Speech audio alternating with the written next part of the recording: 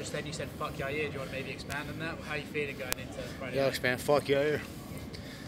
He was out here and we asked him, you know, after taking a little bit of time to think about it, did he still maybe think you could have continued with the eye? And he said yes, he thinks you could have. I mean, now you've taken some time to think about it. What's your emotions going into Friday? I feel good. Cool as cucumber. Calm like a bomb. I'm ready to go off. I'm gonna kill this kid. If he don't die, it doesn't count. That's what I'm thinking. Is it personal now? Because it's always personal. It's always personal when you fight. This kid's trying to take money off my kid's table. What if I was coming to your house, taking food off your table, smacking your kid? That's the way I look at it. You know, how do you feel if I was to do that? Is it personal? Fuck yeah, it's personal. It's a fight.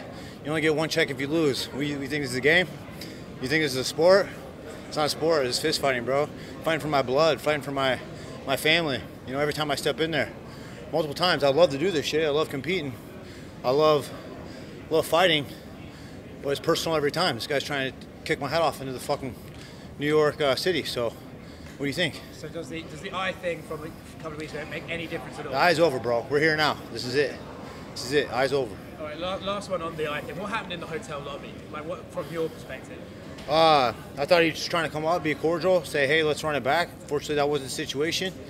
So I had to shove his little bitch ass, you know, let him know what's up. And it's kind of good. You know, I didn't really get to hit him within that 15 seconds. He's throwing that little tip tap. You know, he's very, very speedy. Just waiting for my time to drop that bomb on him. And fortunately, I didn't. Fortunately, it happened in the hotel lobby.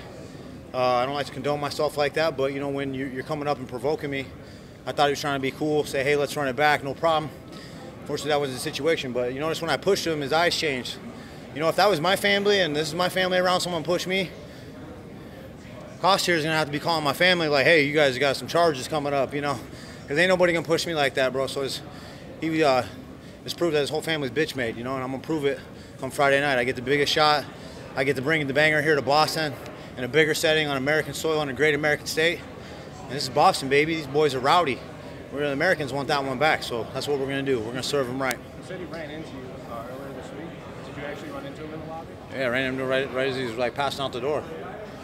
Him and his coach. Did you say anything to each other? No, I just looked at him. He looked away. He looked down. He's a coward. That's it. One of the biggest changes from that fight to this one, obviously, is that it's 3 rounds. Do you prefer that it would have been 5 rounds? Does it not matter to you? You know, what's the mindset there? Yeah, you would think on paper, you know, it looks like 5 rounds is definitely in my favor. He gasses. He doesn't like to push that pace.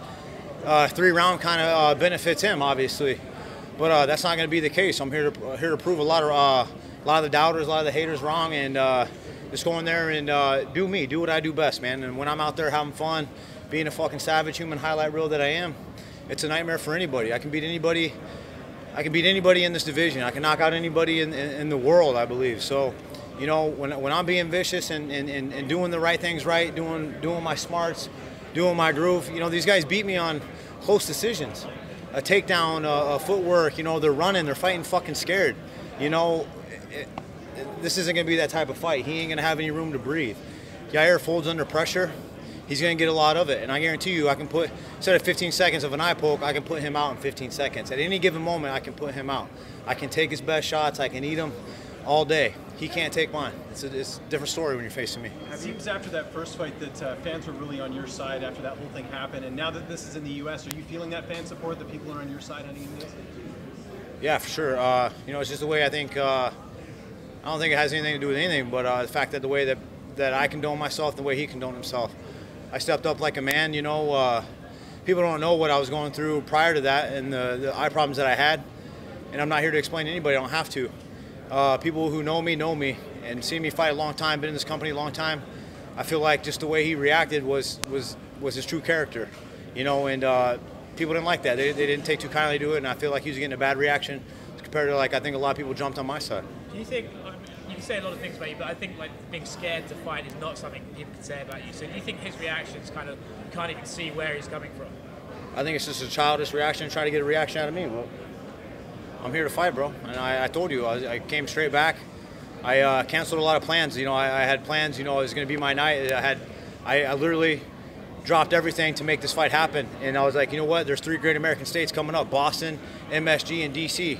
I came back, I got cleared right away. I called the bosses, I was ready to go on Monday. You know, once I found out there in Mexico City that it wasn't nothing major, Had some prior eye problems. Once I got back, cleared everything up, was able to go, I realized that I could get on this card, and I wanted to be here. I chose to be here, and here we are making it happen. I got a great reaction.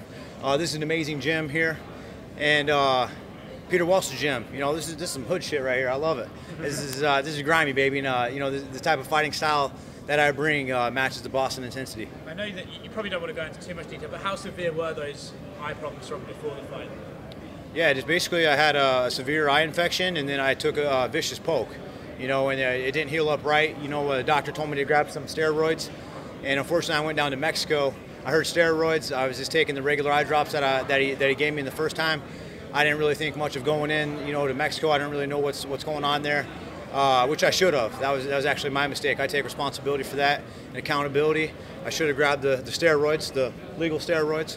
You know, that was for my eye, and it didn't heal up properly. So when, you know, you take a little graze like that, I look at it, it doesn't look like much, but it's basically like reskinning your knee open, and you have a bad infection. You know, there's nothing I can do about it. Happened within the first 15 seconds, and he fouled me. That's it. You know, it wasn't intentional, and here we are. We get to run it back. So was this the right decision to run it back this quickly? Fuck yeah, hell yeah, bro. Yeah, this fight has to go down. Especially after all that happened, this fight has to go down. Have you noticed fans have been more hyped for this fight? Because I spoke to fans before, and they mentioned your fight over the main event, given what happened. Yeah, I just saw Dana posted today. He mentioned Reyes and Weidman, and he posted my picture. I think people think that we should be the main event, but we had an unfortunate situation. There's already a main event chosen, but I think if we were to be on this card, it could have been main event. Being in Boston, you got the card you wanted, you got the fight you wanted, quick turnaround, you get to get some closure hopefully on this. How excited are you to just put this all behind you, put Yair behind you, put all the drama behind you, get a win, and just move on and move onwards and upwards? I'm not that eager to get up out of the situation. You know, I'm enjoying the moment. All eyes are on me right here, right now, and it just hypes it up for a bigger situation. Really, I set myself up. It's like a check raise. You ever play poker? Check raise, motherfucker. You know, I'm gonna get both my checks plus maybe a couple more. It really just kind of comes back, and it intensifies things. You know, now the people are talking my name. Now the people are talking about the Yair Stevens. They ain't even talking about the main event. They're talking about the co-main. You know, who does that? You know, it's like Tupac. All eyes on me. So go and seize the moment, seize the situation. Like I'm not eager to get out of the situation, put this behind me. I'm enjoying every moment. I'm having fun hitting pads. You know, I'm here with my coaches, my teammates. You know, I got the best people in the world. And when I came back here to America, it was like I got out of jail. Everything was brand new. I got my coaches around me. I get to drive my car again. I get to eat my foods at my home. So it's just even better. Now we're on my soil. So let's go. Speaking of Mexico City, one of the big controversies coming out of that card was the behavior of the crowd. Obviously, the crowd was on your side. Some of the stories, I mean, you got objects getting thrown in the octagon, you got fighters getting beer poured on them, fighters getting assaulted. How do you feel about that behavior? And also, would you ever fight in Mexico again? Yeah, for sure. I love beer, so that's really not a bad thing. You know, it's just unfortunate that some people in the UFC staff and the PR, the people that were there trying to calm the situation down, I heard they took some more bumps and bruises than I did. I don't mind beer getting splattered on me. Look, I get it. I wanted to fight. I didn't go down there for 2 months for nothing. You know, to have some beer thrown on me, that ain't shit. You know, but to have that represented in the UFC and the people that were the security, they did a great job. You know, when that stuff happens, you know, I heard Carlos Esparza got a beer thrown on her on the walkout. You know, that's just kind of nonsense, bro. You know, but whatever, fight there again, hell yeah, I'll go back. I love Mexico. I love it. It doesn't take away from the time that I did have down there in Zacatecas, the people that I met. I love that culture. That's my culture at home. I have Mexican family, so you know. It is what it is, man. I'd be pissed off too if fight ended in 15 seconds. Fortunately, it wasn't my fault though. You come to this fight very emotional. I mean, the first thing you said is "fuck Yair." But at the same time, you got to fight smart. What are you going to do to control to make sure you're not fighting emotional come Friday night? Just do me, bro. I mean, I'm not emotional at all. It's fuck Yair. I have freedom of speech. I don't really care for the kid, you know. But business as usual. You know, I'm going to still keep my head on my shoulders. And the intentions, if he doesn't die, it doesn't count. That's the way that I represent myself inside the octagon. I basically murder people.